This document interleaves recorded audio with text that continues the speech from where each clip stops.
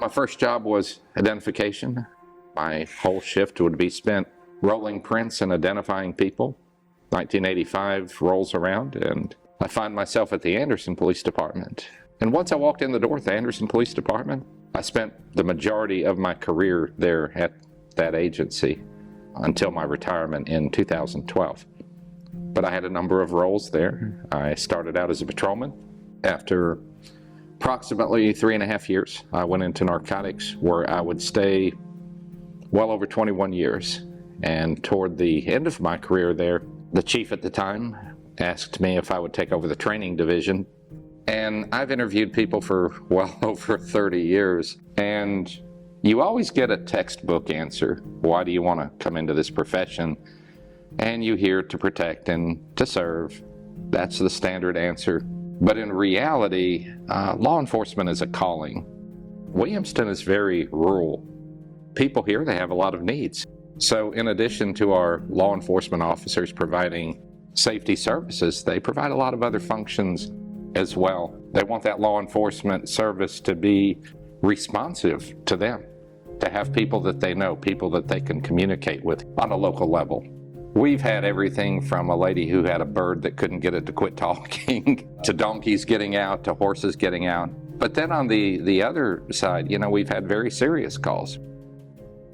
I had retired in 2012, and I was a national director for threat management and security for a major corporation. Law enforcement is different than any corporate environment.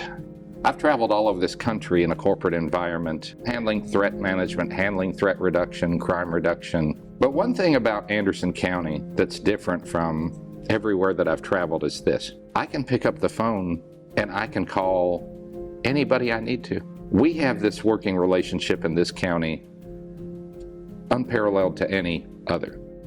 If I have an issue that I need to talk to the sheriff, I can pick up my phone and call him. I can call any chief of any agency around me. And it is so much easier to function in an environment like that than to be functioning somewhere where you don't know anybody. You don't have those relationships and connections. And you would be surprised over a course of 38 years, those connections that you make. And networking in this day and age is so important, so critical, because the only way we can get things done is to actually work together, because criminals don't know jurisdictional boundaries. So if we don't have that environment where we work as a team, we're not going to be successful. One of the biggest challenges that we're having here is, of course, the recruitment and retention of police officers. On a national level, when you look across this country, you see people who just don't want to get into this profession anymore. And for those who do come into the profession, they usually want to go to where there's more opportunities for transferring to other divisions, for promotions, whereas a smaller agency like this may not have all those opportunities. And we have to recognize our police officers. We have some very good people here, very experienced people, and we rely on them. We just received a grant from the COPS office, and that's through the United States Department of Justice. It's a great opportunity. It's giving us some funding for some police officers to help us, within our budget. But we have certain caveats with that grant. Some of those are faith-based outreach, community outreach, business watch, even community training as relates to community policing to help with extremism.